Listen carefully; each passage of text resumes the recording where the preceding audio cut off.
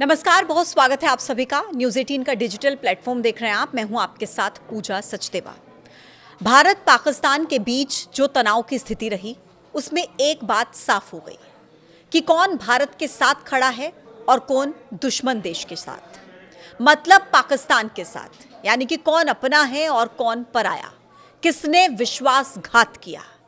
तुर्की और अजरबैजान, ये दो ऐसे देश हैं जिन्होंने खुलकर पाकिस्तान का समर्थन किया।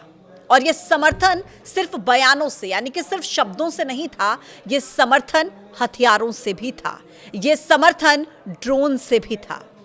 इंटरनेशनल बॉर्डर और एलओसी पर लगभग 300-400 ड्रोन्स के साथ हमले की कोशिश की गई और ये ड्रोन मेड इन टर्की थे। हालांकि इन दोनों ही देशों के व्यापारिक संबंध भारत के साथ बहुत अच्छे रहे हैं।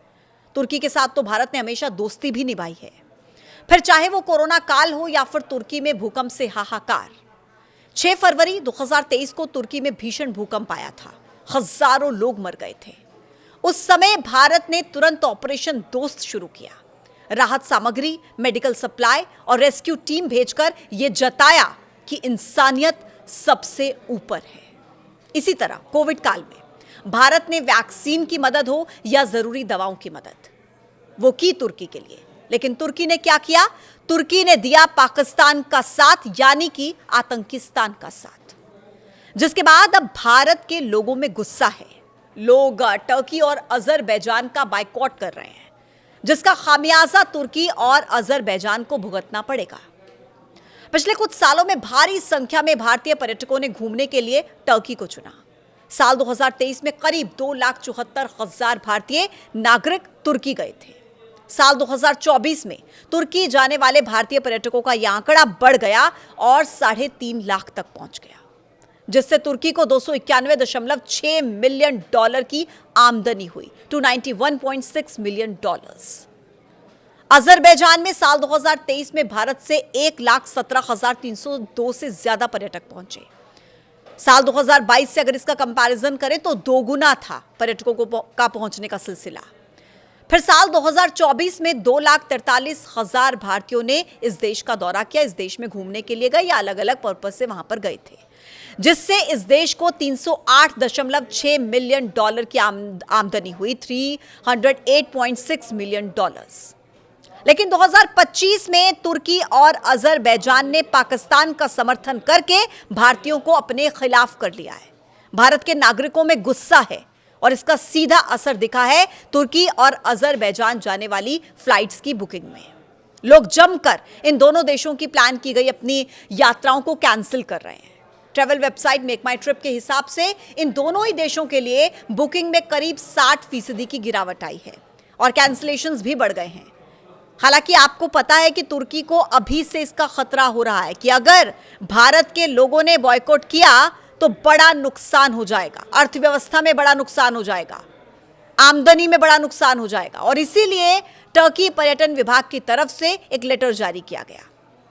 कहा कि भारत के पर्यटक जैसे पहले तुर्की आते थे अब भी वैसे ही आए, कुछ नहीं बदला है।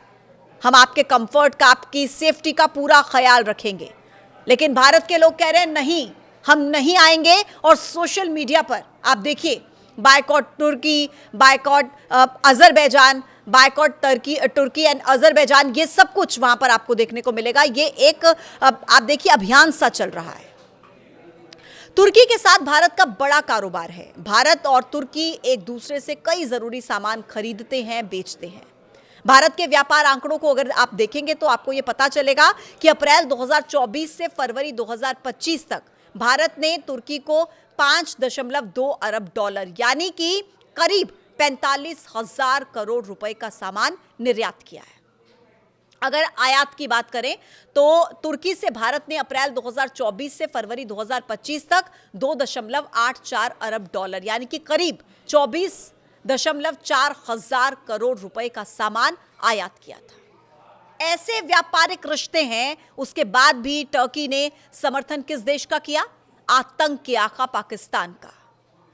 पाकिस्तान को टर्की ने मिसाइल से लेकर ड्रोन तक देने में मदद की थी और यही भारतीयों को विश्वासघात जैसा लगा।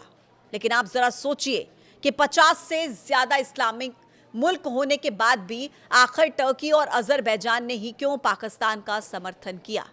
सीधे शब्दों में आपको समझाएंगे।